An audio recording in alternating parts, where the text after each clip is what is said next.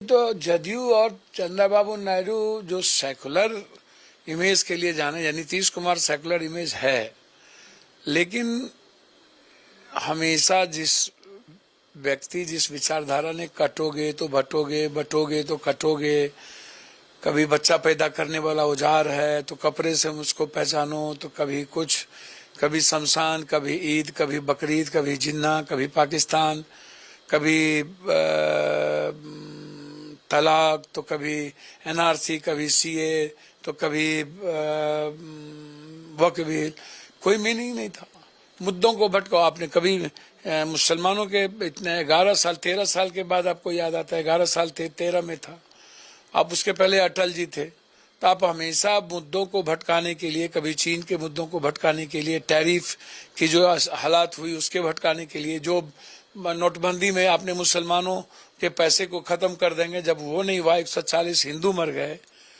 और इसी तरह जो भी स्थिति नोटबंदी की भी, जीएसटी की भी देखोगे तो इनका हमला हर मुद्दों पर मुसलमान। पुलवामा को देखोगे, वहां नफरत पैदा करने, जमात पर गाली देने का इन्होंने काम किया, जमात जैसी संस्थाओं को इन्होंने गाली देने का काम किया।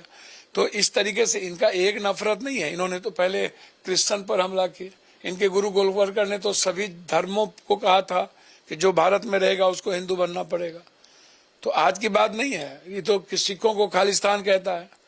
ये मंडल कमिंडल के बीच झगड़ा लगा दिया था, और आरक्षण के खिलाफ ये सबसे पहली लड़ाई इन्होंने लड़ी।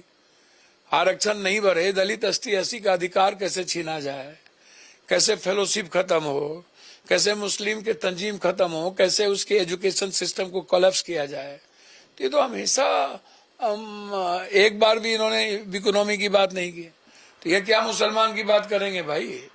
ये पिछड़ा, अत्यंत पिछड़ा, या ये कटोगे तो बटोगे, गाली दोगे, तो ये कौन बेचेगा जमीन? तो जिस तरीके का राजनीति नफरत की, तो आत्मघाती दस्ता की, आत्मघाती जदयू के लिए है। जदयू में 90% लोग ऐसे हैं जिन्हें माइनॉरिटी से, दलित, ईबीसी से मतलब नहीं है। वो लोग विभीषण है। अब वो नीतीश कुमार जी के सेकुलर इमेज से उनको कोई मतलब नहीं है। देखना ना बीजेपी क्या करेगी।